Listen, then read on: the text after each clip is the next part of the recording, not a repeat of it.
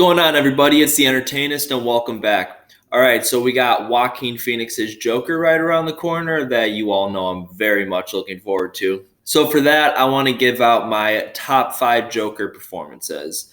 These are the performances that are probably most well known to everybody. And I kind of thought about this list a little bit. It was hard to rank some of them. And when it comes to the final two, it's kind of hard to pick out the order because I love them in their own ways, but I'm just going to get into the list. All right, so for number 5, I'm going to go with Cesar Romero from the Batman series and the Batman movie in 1966. Honestly, he was probably the, first greatest adaptation of the Joker, live action especially, because, in the 60s, there was nothing super duper dark, and Batman was more of kind of like a satire back in the day, back in the 60s. Like, my parents showed me the old Batman series, and it's not meant to be taken seriously. It's kind of like a spoof of itself almost. And the Joker is perfect in it. He's villainous still, and he's just goofy and clown-like, and always laughing and giggling, and it's supposed to be more upbeat and happy and family friendly, and I think Cesar Romero fits perfectly in that category for the Joker they use for that. But with all the other Jokers that have came out over time, he definitely wasn't gonna stay on that list, but he definitely opened the door for everything else we've gotten since then. So you got to give props to Cesar Romero at the end of the day. If it wasn't for him, probably would have seen, the next one I'm about to name, and that's number 4, and I'm going to go with Jack Nicholson. I think Jack Nicholson is a pretty great Joker, especially in its time. He reminds me of Cesar Romero's a little bit. I definitely was influenced by him, but they went a darker route with it, and he's still funny. He's still a funny Joker. I know Tim Burton said that he didn't read any comic books before making that Batman movie. But Jack Nicholson's Joker reminds me of the comic book version a little bit. He's a psychopath, yet he's pretty damn funny too. I mean, he's dark and funny all wrapped up into one, and it was perfect for the Tim Burton adaptation of Batman. And maybe he wasn't given the greatest script in the world. Like, honestly, I love the Batman 1989 movie, the Tim Burton one. I think it's a great movie still. I watch every now and then. There are some flaws in it when you look at it now, but Jack Nicholson did a perfect job with what he was given with, and I couldn't see anyone else doing it in that time other than him. Number 3, I'm going to go with Mark Hamill. I know that's just a voice, but my God, he does the perfect voice. It's like if you go to read the comics nowadays and you read the Joker's dialogue, you're probably reading it in Mark Hamill's voice. I love he's kind of got like this English-ish accent to him that's just so devious and just scary sounding. And I watched the Batman Beyond series when I was a kid, and some of the Batman TV movies and the cartoon ones. And oh my God, the voice he does for Joker is unlike anything we've seen before. It's not like Cesar Romero or Jack Nicholson who just, talk as themselves. He's not even talking like Mark Hamill. He gives this guy a whole fucking voice, and just you could hear the passion behind it. That's why I think Mark Hamill is slightly underrated because he's only a voice. He's not, doing it live action. But my God, like, no one has a better voice for the Joker than Mark Hamill. Number 2, I'm going to go with, in my opinion, the most underrated Joker, and that's Cameron Monaghan. This guy blew my mind when he went into Gotham. I think he's the most underrated because he's in a TV show. And I know that Gotham didn't have the rights to say Joker, so yeah, no, maybe technically he's not the Joker. He was Jay at the end of the show. No, he's the Joker. He's not an inspiration. He is Gotham's Joker. So he is the Joker. And with his performance on not 1, not 2, but 3 versions of the Joker, he deserves to be put on this list and high up there. I love Jerome.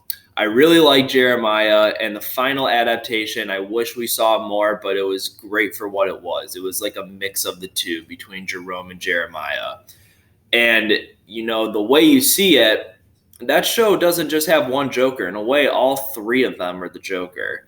I guess technically it's two because Jeremiah is the final version, but when he fully becomes the Joker at the end, it's not even like Jeremiah anymore.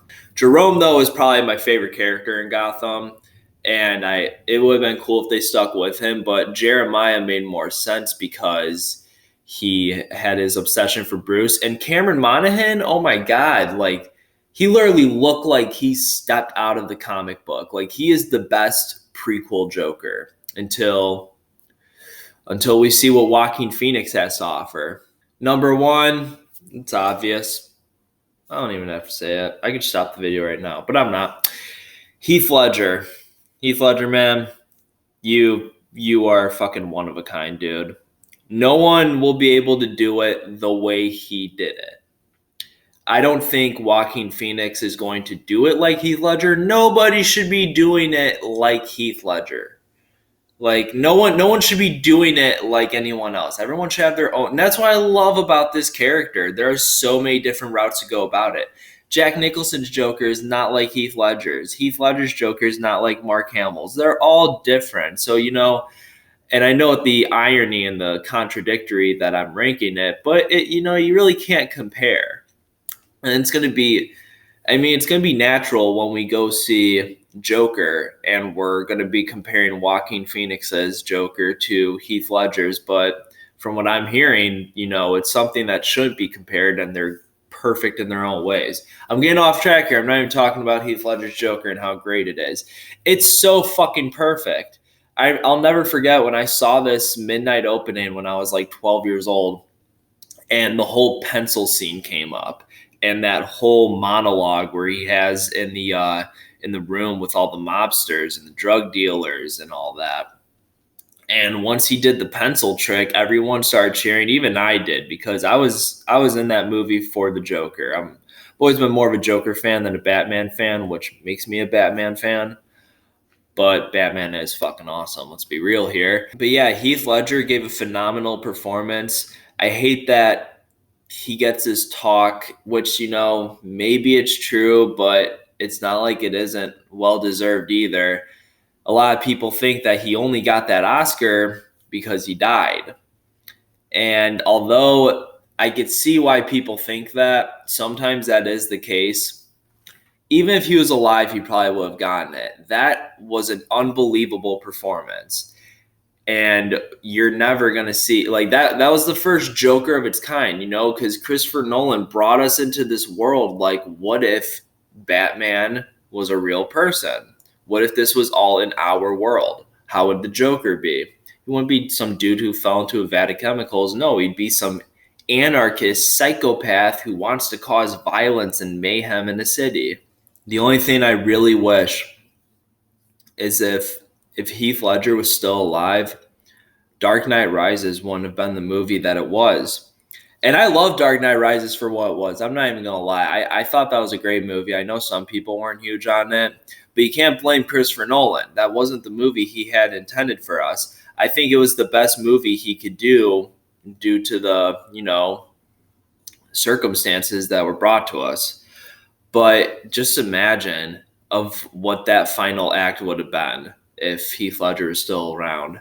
Would have been a fucking fantastic ending. And I've seen fan theories of like how the movie would have gone if Heath Ledger was still alive and how they would have had Joker in it. Still an unforgettable performance that will live on in cinema history. So that is my list for my top favorite Jokers and the rank I have them in. And I don't think I'm forgetting any other Joker. No other Joker seems to come to mind. I don't know. All right, now we just gotta wait till Thursday to see what Joaquin Phoenix has on the table for us. I can't fucking wait to see this. I'm seeing it Thursday, it's first screening, and I'm very much looking forward to this. And you guys be on lookout for a review literally right after that movie comes out. Because as soon as that movie's over, I'm getting back in my car and I'm making a review and I'm posting it. Thank you all for watching. Let me know who your favorite Jokers are in the comments below. Like and subscribe if you enjoyed, and hit that notification button if you want to keep updated when I drop new videos. I will see you all in the next one. Peace out.